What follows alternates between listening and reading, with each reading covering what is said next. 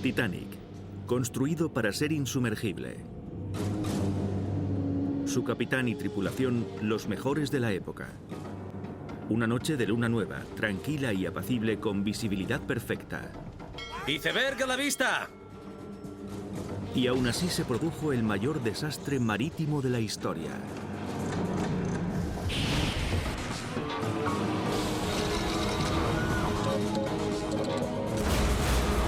El indestructible destruido y abandonado por un barco cercano.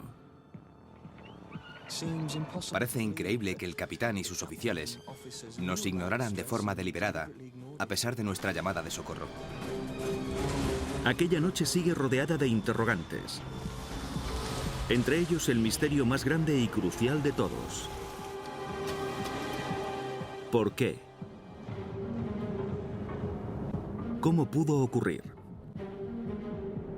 Pasaron por el punto de hundimiento, increíble. Ha viajado por todo el mundo reuniendo datos y examinando miles de horas de testimonios. Cuanto más leo sobre los hechos, más consciente soy de lo extraño que fue todo. Por primera vez, una nueva investigación nos ayudará a resolver los misterios de aquella tragedia.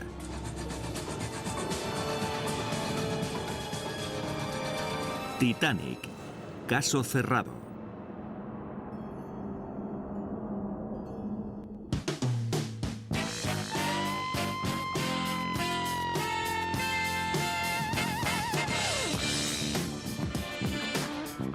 Tim Maltin es uno de los principales expertos en el Titanic. Su viaje para descubrir la verdad de la tragedia le ha llevado por todo el mundo. Aquí, en Las Vegas, se halla el objeto de esta búsqueda que dura toda una vida. Extraído del fondo del mar en 1998 y colocado en una exposición entre casinos, vedettes y espectáculos de magia.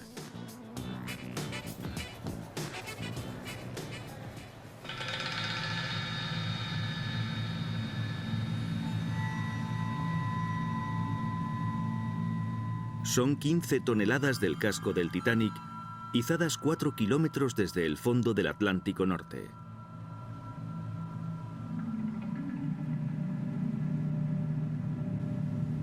Extraer restos de un naufragio y exhibirlos en público es un asunto muy controvertido, aunque para Tim es su oportunidad para situarse frente a la historia.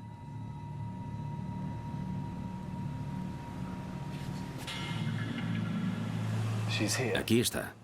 Esto es el Titanic. Se construyó en Belfast hace 100 años y este resto es un testimonio de su gran belleza. Es como una obra de arte. Cada remache se hizo a mano.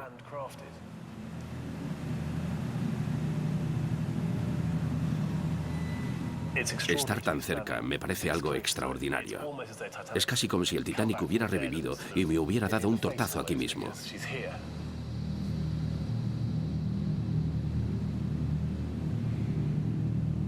Tim ha dedicado su vida a entender lo que ocurrió de verdad aquella noche en las heladas aguas del Atlántico Norte. Como obra de ingeniería, el Titanic parecía invencible. Esta pieza de 15 toneladas del Titanic denota la fortaleza del barco.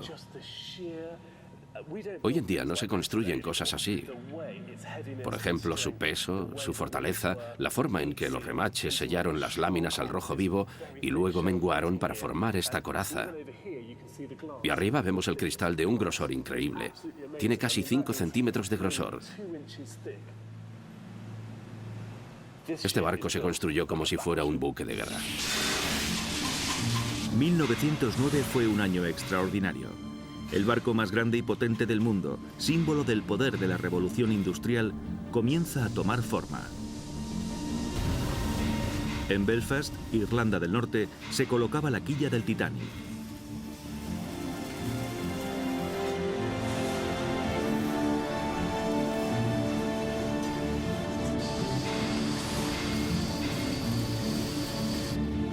Al mismo tiempo, a 3.200 kilómetros, en los campos helados de Groenlandia, partía una armada.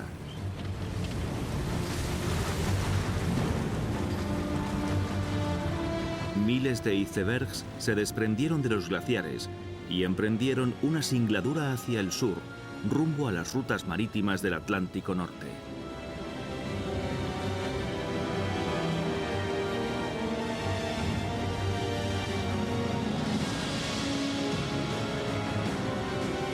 En abril de 1912, en el insumergible Titanic, embarcó una tripulación formada por los mejores marinos del mundo y un pasaje decidido a formar parte de su travesía inaugural.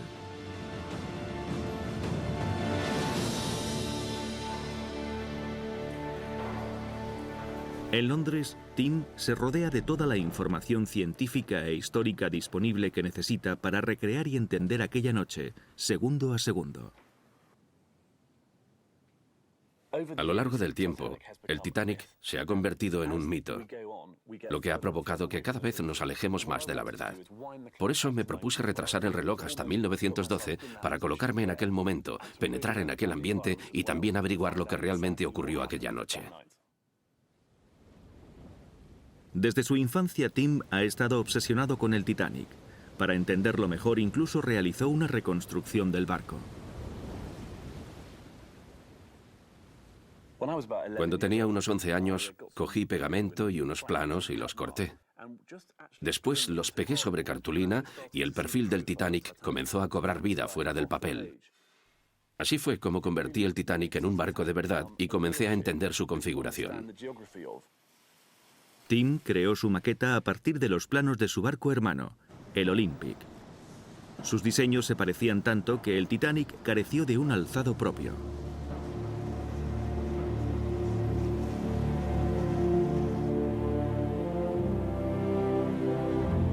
Pero ahora, basándose en la información de primera mano de los supervivientes y en la reconstrucción del barco realizada tras su descubrimiento en el fondo del mar, Tim ha realizado un trazado preciso del barco.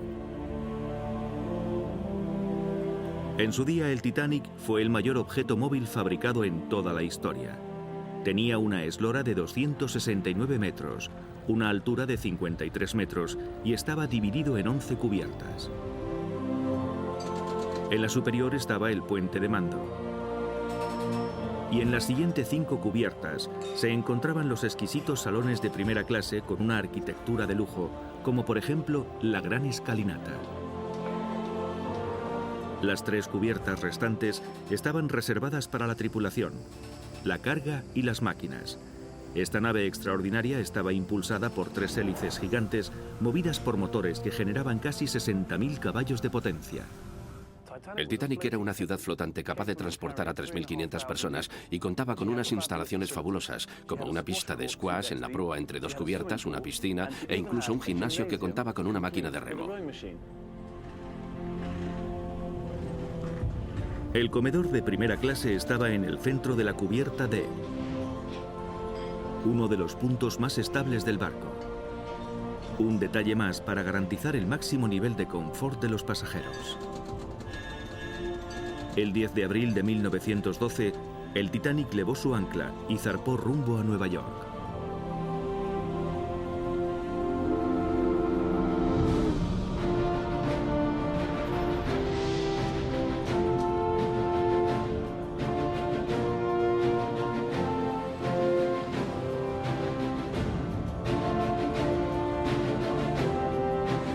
Con 46.000 toneladas capaces de avanzar a 23 nudos de velocidad, comenzó la travesía del Titanic.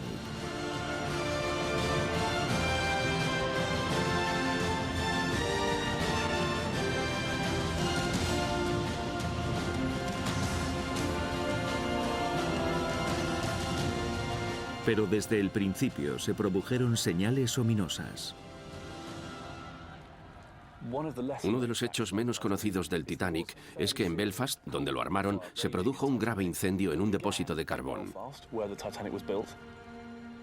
No pudieron extinguirlo hasta el sábado por la noche, es decir, tardaron casi todo el viaje en controlarlo. El Titanic transportaba pasajeros de todas las clases sociales. Entre ellos cientos de emigrantes de muchos países, como ciudadanos británicos que esperaban comenzar una nueva vida en los Estados Unidos y estadounidenses que regresaban a su país después de unas vacaciones en Europa. El coronel Archibald Gracie IV era un egresado de la Academia Militar de West Point que viajaba en primera clase de vuelta a Nueva York. Me divertía como si estuviera en un palacio de verano en la costa, rodeado de todo tipo de comodidades. Nada indicaba que estuviéramos en medio del tempestuoso océano Atlántico. El movimiento del barco y el ruido de las máquinas apenas se notaban en cubierta o en los salones, fuera de día o de noche.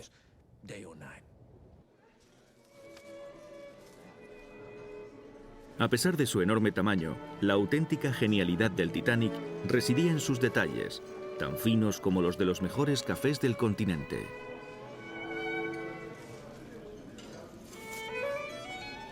En la cubierta inferior, las cámaras congeladoras proveían a los restaurantes y cafés del barco de los mejores productos frescos. Desde el café de la cubierta B, se disfrutaba de una vista del Atlántico Norte a través de sus ventanas francesas, una marca de calidad en cualquier barco.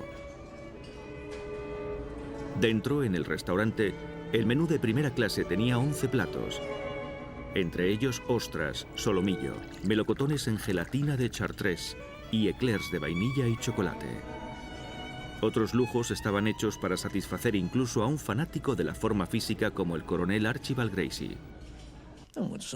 Cuando amaneció el domingo, pensé que era el momento ideal para practicar mi rutina de ejercicios.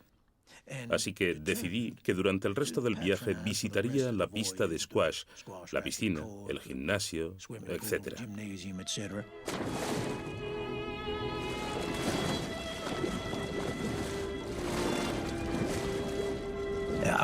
Me levanté temprano, antes del desayuno, y me preparé para nadar en la piscina de 2 metros de agua salada, climatizada a una temperatura refrescante. En ninguna bañera había experimentado tanto placer como allí.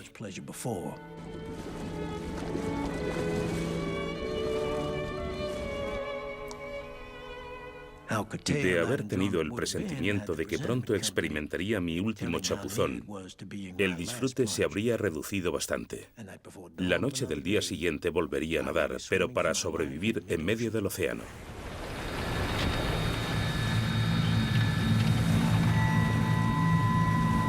Todo este tiempo el ventisquero había estado trasladándose hacia el sur y bloqueaba totalmente las rutas marítimas.